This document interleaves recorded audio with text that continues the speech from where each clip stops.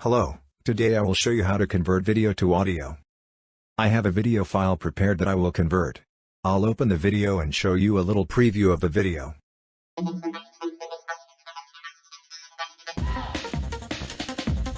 Let's open the picture we want to resize.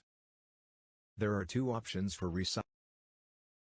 I will use VLC to convert video to audio. Under the Media tab, select the Convert action.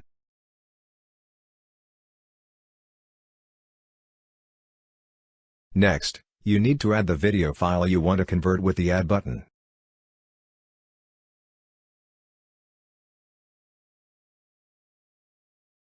Next, you need to select the Convert button action. At Profile you need to specify the audio format. I choose MP3.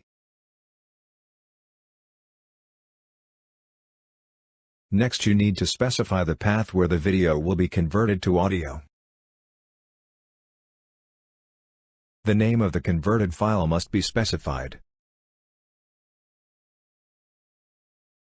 Next, press the Start button and the conversion process will begin. Audio file is available.